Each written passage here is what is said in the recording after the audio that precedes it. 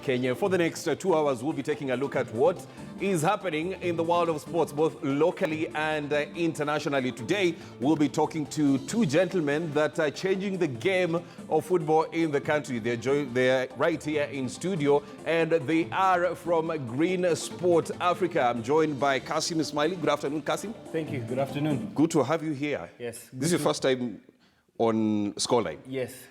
And also George Ouma. Good afternoon, George. Good afternoon, Rob. How are you doing? Good. 6 years for Green Sport Africa. How's it been? Wow, it's been a journey. Thanks for having us, by the way.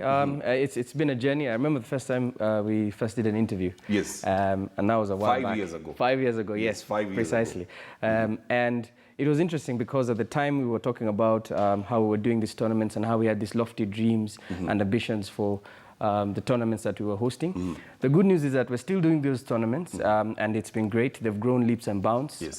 So, for example, now we have teams that come from all over East Africa, which is brilliant. So, for example, we have a tournament that's coming up in December, and we have teams from Rwanda, TZ, Uganda, and a team coming from South Africa as well. So it's been interesting in terms of the growth that we've experienced and some of the things that we've done, yeah. Of course, we'll be getting into that talk later on here in the show. But I want us to kick off a Scoreline this afternoon with some rugby. And Kenya Sevens scored to the 2019 Africa Sevens that will double up as Tokyo 2020 Olympics qualifier. Will be captained by Andrew Amonde. Kenya Sevens technical director Paul Fenny named the squad on Friday, but star Colin Sinjera missed out as he didn't recover in time to take on the Africa Sevens. Andrew Amonde will lead Shujaa in the Africa Men's Sevens, which doubles up as Tokyo 2020 Olympic qualifier. With the Africa title, Kenya will earn an Olympic automatic qualification. We've got a couple of trainings next week, but I think we're very clear on our roles, and we've definitely got fitter, and our skill level, I believe, has got better with our passing.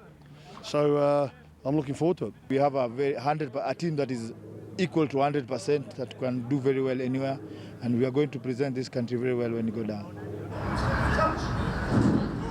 William Baka, Nelson Oyo, and Captain Andrew Amonde are among the senior players in the team that is expected to have a positive outing in comparison to their Rio 2016 campaign. We are a very young team coming in and winning Safari Sevens.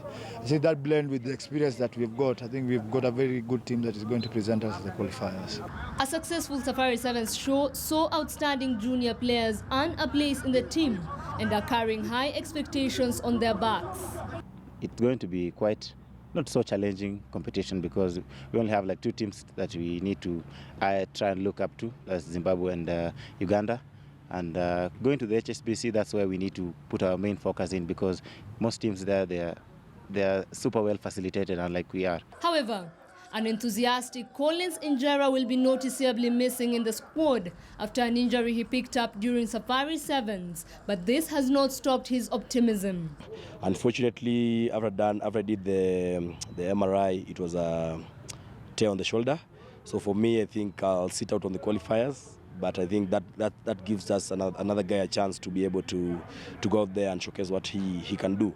So I think for me it's just rehab at the moment, just rehab and helping out where I can in the terms of just plays and people understanding their roles. Shujaa's first match will be against Cote d'Ivoire on 8th November at the Bosman Stadium in South Africa. Shujaa has been preparing. The senior players are back, the junior players are well backed, and as they head into the Tokyo 2020 qualifiers in South Africa, a big challenge awaits, but for Shujaa, it is one challenge that they are quite confident of overcoming. Rotuno Konyika reporting for KTN News from the RFUA grounds in Nairobi.